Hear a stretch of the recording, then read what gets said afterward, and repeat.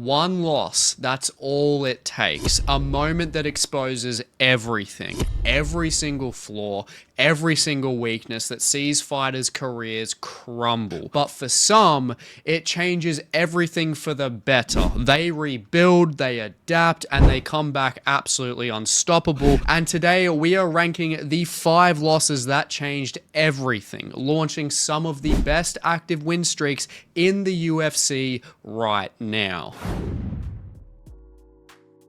So to kick us off, we have Fares Ziam losing to Terrence McKinney. Ziam was 2-1 going into his fight with Terrence and just 24 years old, but Terrence McKinney just absolutely ran through him. He completely out-transitioned Ziam, got full mount, then transitioned to the back and choked him out. And now Fares Ziam was just not looking impressive at 2-2 in the UFC, with 2 pretty average decision wins over Jamie Malarkey and Luigi Vendramini, who he arguably didn't even beat. And his UFC debut loss just spelt out even more so that he was one-sided, where he was completely controlled for 2 full rounds against Don Madge, and it was pretty likely that if Ziam didn't make a change, he was going to get cut if he lost his next fight. So he was backed against the wall, and that's when he moved to Kill Cliff. And I don't know if they made him sleep on the wrestling mats there for the next year or so, but he threw the thought of him being one-dimensional out the damn window. He completely reinvigorated himself after moving to Kill Cliff, and he showed this by taking on Michael Figlak half a year later, where he doubled the guy's output and controlled him for over a full round. Then he goes and fights Jai Herbert, who he outstrikes as the veteran kickboxer and used great head movement, where Jai Herbert landed less than 10% of his headshots. He landed 7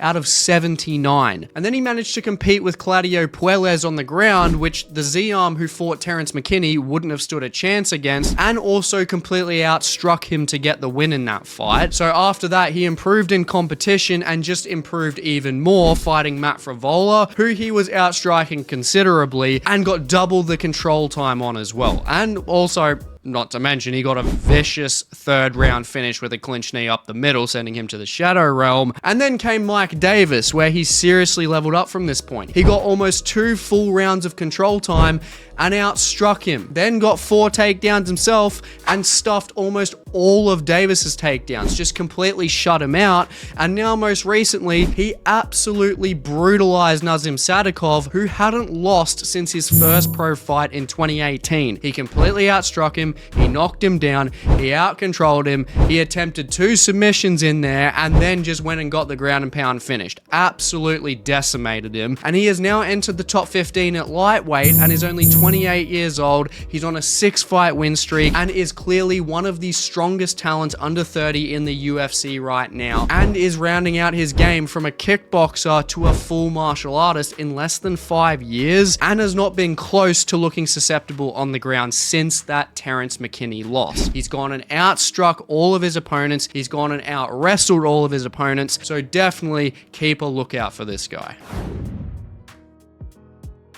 Now, in at 4th place, we're dropping down a division where we have Steve Garcia losing to Mahashate. Steve Garcia, that dude didn't start his UFC career so hot. He got out-controlled for almost the entire 15 minutes in his first fight against Luis Pina, and then granted, he did come back and KO Charlie Ontiveros, but his strike defense was out the damn window. He got really hyper-aggressive, threw all caution to the wind, and took a lot of damage in that fight, and even got knocked down twice. And the fight that happened with Mahashate next just hit the nail on the head when it came to those flaws. That aggressive striking style with no defensive awareness was completely exposed, seeing him get chinned badly by Mahashate at UFC 275, where he got knocked down twice immediately again and got countered until he got completely sparked out just over a minute into the fight. But in terms of the improvements for Garcia, unlike Ziam, he didn't change his camp or anything. He stayed with Jackson Wink MMA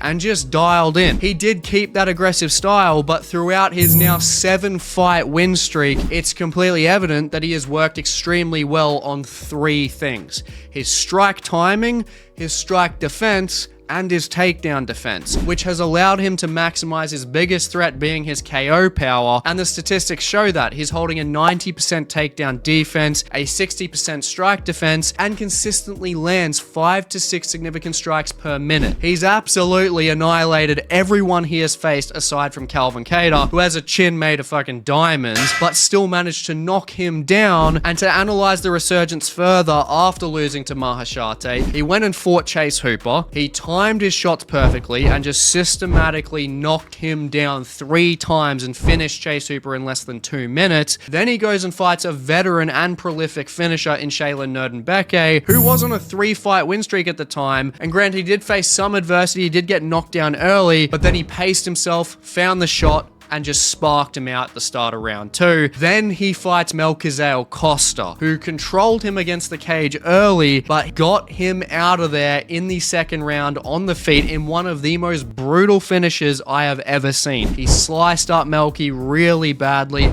and then just ground and pounded him out. But then a few months later, Steve Garcia gets right back to his first round finishes, just bullying Su Wong Choi in a minute and a half, destroying him. And then he goes and disposes of Kyle Nelson in less than a round with brutal elbows, who was also on a 3-fight win streak. Cancel that. Then of course he gets his top 15 opportunity against UFC veteran Calvin Kattar, which was crucial for him as he got 3-round experience under his belt at a higher level and just systematically broke Kattar down round after round and dropped him late, which is extremely hard to do. He quadrupled his output and made a statement coming into the rankings, and then he further cements that with his first fight night main event last November against David Onama, where he only needed less than a round to absolutely brutalize the dude, who was on a 4-fight win streak at the time himself. And now Steve Garcia is fighting at the UFC Freedom 250 card, aka the White House card, against Diego Lopez to open it up. So he's gone from being a run-of-the-mill prospect that got finished very badly to then turning everything around, fine-tuning his offense and tightening his defense, which has turned him into one of the most exciting finishing machines in the UFC today. In at third place, we are not done with Steve Garcia yet, because within that finishing run, he not only triggered his own win streak, but he triggered the evolution in the game of Melquizael Costa even more impressively, because unlike Ziam and Garcia, Melky already had a very active pro career before getting signed by the UFC. He was 19-5, with an even amount of KOs and an even amount of submissions, showing he was fairly well-rounded on the regional scene. However, the reality of higher competition caliber in the UFC hit him like a fucking truck. He got completely out-controlled and submitted by Thiago Moises in his debut, and then granted, he absolutely dominated Austin Lingo and won a decision in his next fight, but that momentum went right out the window, as in his next fight, moving into round 2, as we said, he got absolutely annihilated violently by Steve Garcia. Garcia just suffocated him with pressure, he sliced him to bits with his elbows, and you know the finish is bad when the loser tries to wrestle Chris Tognoni. So with a finish that brutal, it's genuinely hard to believe someone comes back the same after a loss like that, especially as a minus 540 favorite for Melky going into that fight. But it's safe to say Melky didn't come back the same. He evolved into a completely different fighter after that loss in the positive direction. Melky clearly learned to be more offensive using his strengths to put him on a ridiculously dominant 6-fight win streak. Firstly, he beat MMA veteran Shaylin Nurdenbeke. The poor guy gets chinned by Garcia and then gets submitted by Melky via rear naked choke a year later, and the guy hasn't fought since. But then from there, Melky was easily one of the best fighters of 2025. Firstly, he submitted Andre Feely in round 1, and then goes and outstrikes the prospect killer C-Rod to a decision just a month later. Then he goes and stuffs almost all of Julian Erosa's takedowns and outworks him on the feet to another decision, but then closes off 2025 getting the finish of the night on the last card of the year by casually decapitating Morgan Charrier, finishing him him brutally in the first round with a head kick in just over a minute into that fight against someone that's never been finished on the feet before. So to round things off for Malcazar Costa, going from getting massacred by Steve Garcia to now being one of the hottest featherweights today, because he became the first one to finish Dan Ige in round 1 with a spinning back kick to the schnoz to stamp his ticket into the top 15, and now he's rightfully secured himself an opportunity to get into the top 10 less than 2 months later against Arnold Allen in a fight night main event. So going from being inconsistent and being finished brutally to now hitting a 7-fight win streak in less than 2 years with threats both on the ground and clearly now on the feet. Just keep a lookout for this guy moving forward. Now, in its second place, it's kind of hard not to include the guy who lost all momentum in his UFC debut. And fast forward to today, and he's got the highest active win streak in the light heavyweight division, and is now, most importantly, fighting Yuri Prochazka for the light heavyweight title at UFC 327. And that is, of course, Carlos Ulberg. Now, before going on his 9-fight win streak in the UFC and getting that title shot, he did run into Kennedy Nzechukwu in his debut, where he came out super aggressive in round 1, just continuous flurries to try and get Kennedy out of there in the first minute, but that did not work, and Kennedy really just piled on the pressure back, which Carlos, we could just see, he really fatigued and had that debut adrenaline dump, and we saw him dropping his hands and kept getting cracked when he was pushed on the back foot. And don't get me wrong, it was a great back and forth fight because Carlos still was able to pressure back into the second round, but his fundamentals went out the fucking window. His hands dropped, he kept his head on the center line, and he just kept brawling, and he literally never left the pocket. And at just over the halfway point of that fight, Kennedy Nzechukwu took advantage of that non-existent head movement and those low hands and caught him with a really clean right hook to drop him and finish him off. So this was obviously just a huge wake-up call for Carlos Ulberg stylistically, as before his UFC debut, he only went to a decision once and literally knocked out all of his other opponents quickly without pretty much any resistance whatsoever. But with Kennedy Nzechukwu being able to weather the storm and deal the damage back, Ulberg just got taken into deep waters and got completely exposed. But that fight completely changed his game. He never got over-aggressive to the point where his fundamentals went out the window again, and he damn proved that, because following the loss, he showed against Fabio Charant that he could slow his pace down, pick his shots, and even use a ground game to win a clean 30-27 decision, proving he has the gas tank, and then goes and secures 3 first-round KOs in a row, destroying Tafon Nchukwi, Nikolai Negamurianu, and Ihor Peteria with well-timed striking, and he only absorbed 10 strikes in total between all 3 fights. So it's pretty safe to say the defense was easily adjusted compared to that UFC debut. Then after that, we head to UFC 293, where we got to see him outwork Da Woon Jung for 3 rounds and see him get a body lock takedown and get his first submission win in the last round of that fight via rear naked choke. But the next fight is where Carlos Ulberg put everyone on notice. He destroyed Alonzo Menafield at Madison Square Garden in 12 seconds with that Alex Pereira-esque bomb of a left hook to get into those rankings. Then further to that, he had competitive fights with the top 10 fighters in Volkan Oezdemir and Jan Blachowicz, but he really secured his UFC 327 title shot with his first main event in Perth last year, absolutely annihilating Dominic Reyes in less than a round. So it's pretty clear why Carlos Ulberg is on this list. He's gone from a fighter who couldn't control his aggression, just forward pressuring until he got the finish, or in his UFC debut's case, getting finished once his fundamentals and cardio just ceased to exist. And now he's completely evolved into a dominant Alex Pereira-esque counter-striker who has shown he can either pick his opponents apart at range over 15 minutes or destroy his opponents with perfect strike timing, either countering or by pressing himself. And so that 9-fight win streak completely proves that he deserves the title shot. Now, in at number 1, it's pretty blatantly obvious that we have to put the fight that has triggered the biggest active win streak in the UFC to date in Adriano Martins knocking out the number 1 pound-for-pound fighter in the world, Islam Makhachev, all the way back in 2015, being Islam Makhachev's one and only loss. Now, he was only 23 years old at the time. He had all the momentum on his side, being undefeated at 12-0, but looking at him today in comparison, he was definitely still developing as a fighter, as aside from his UFC debut win over Leo Kuntz, which was definitely impressive at the time, and also his win over Mansour Barnoy on the regional scene, who also was very experienced, Islam Makhachev fought absolute cans that had a combined record of 3-17 over those 10 fights he had on the regional scene. And that clearly created a flaw in his striking development, because he just used takedowns and submitted almost all of his opponents fairly easily. So that striking contrast from the regional scene to a guy like Adriano Martins was massive. His striking level was definitely far behind at that point due to the opposition caliber.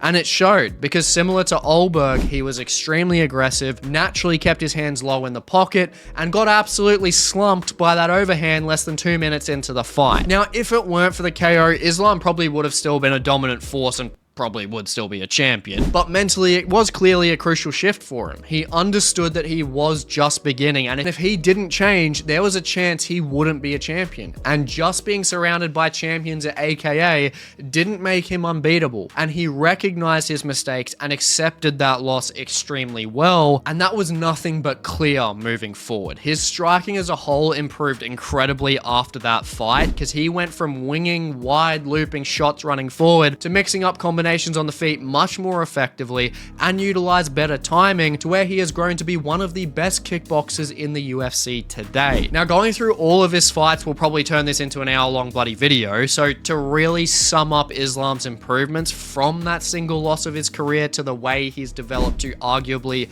the GOAT of the sport, it's just really been shown through the noteworthy fights of his now 16-fight win streak. He's gone and knocked out Gleison Tibau, who was the man that Khabib struggled with the most in his career. He's gone and out-wrestled Arman Tsarukyan. He's gone and submitted Drew Dober, Thiago Moises, and Dan Hooker back to back to back in a single year to pump all the way up to the top 5 in the lightweight rankings, to where he ground and pounded Bobby Green out in less than a round in his first main event. And then, of course, his title run. He outclassed Charles Oliveira on the feet, and especially on the ground, submitting him. And then he goes and fights Alexander Volkanovski in one of the highest fight IQ fights of all time, and then knocking him out in the rematch using that improved striking literally half a year later. And then he goes and shows that he just can't be touched at lightweight, because he goes and outboxes Dustin Poirier and submits him at the end of the fight, and then disposes of Renato Moicano in less than a round for his final fight at lightweight, to where he goes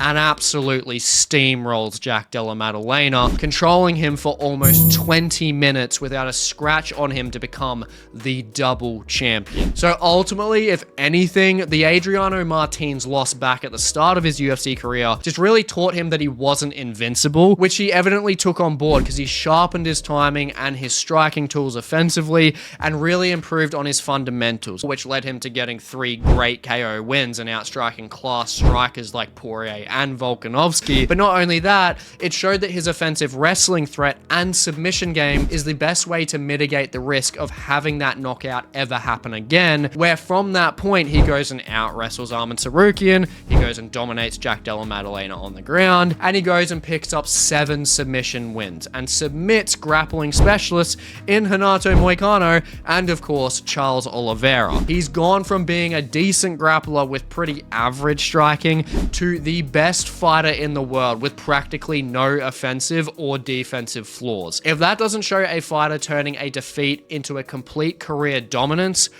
I don't know what does. Now, I really hope you enjoyed this ranking video, and please let me know down below if you guys would change up the rankings or include anyone else. And if you haven't already, definitely just check out the video here on the screen if you want to see more MMA-based content. And please like, comment, subscribe. It goes a long way for the channel, and I will hope to catch you in the next one.